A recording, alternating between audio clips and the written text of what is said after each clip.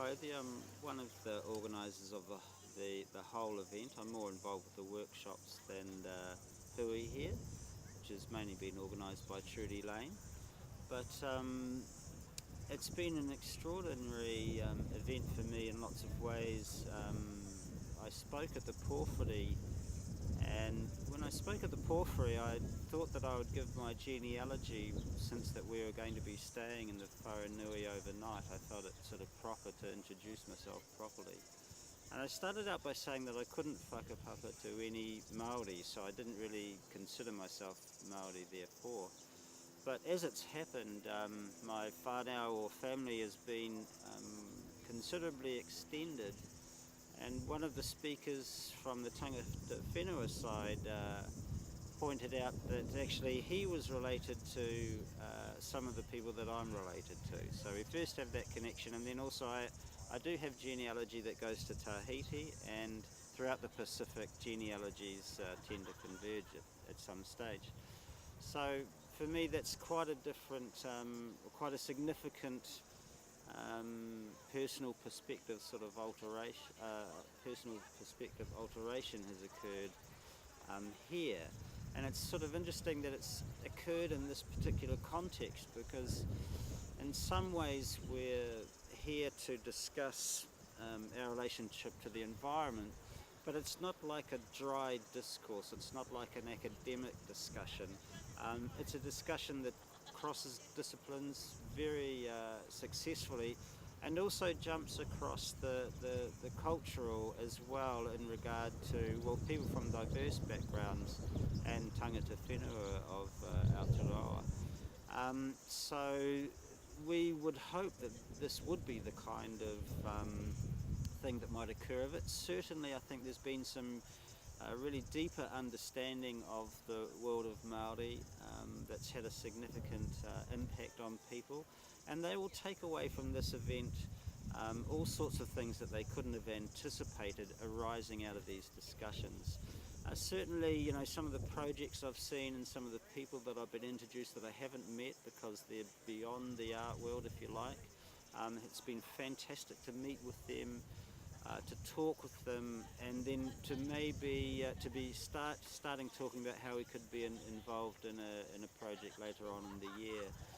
So already things are springing forth from it, and we in many ways can be grateful to our hosts here at Oe for providing this excellent opportunity for these interactions to take place.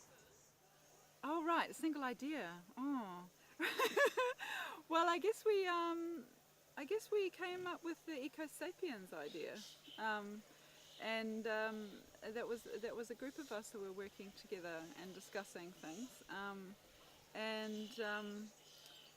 yeah, I guess it came from researching a lot of ecological issues and getting to the point of realizing how massive they were, and then just wanting to do something about it, but to do something in a kind of creative and positive kind of way, and try and find those people who were doing inspiring creative things that can help kind of move cultural ideas forward, or maybe just to increase how much we're talking to each other, to increase our literacies, create, as I said before, like creative, scientific and cultural literacies about different ideas, to share ideas and essentially raise our cultural consciousness around these issues, and to essentially kind of try and evolve our global, or as Ruth calls it, worldscape of how we see ourselves, to incorporate these literacies and sort of move our species to a place where we are fitting in with the biosphere a lot better than we are currently.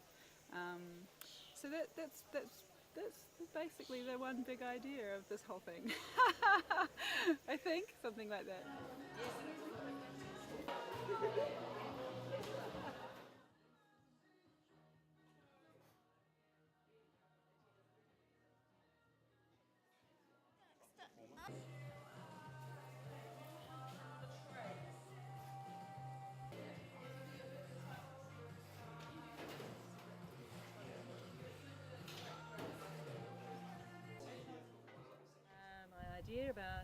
been inspired from this hui is the joy of working together as a group of people in the kitchen, and how much the cutting, chopping up and the preparation and all these things that can be quite tedious on your own, how exciting it is and how important it is for groups to get together and just relax and chill out and just actually speak more from their heart than thinking about, it just comes out naturally.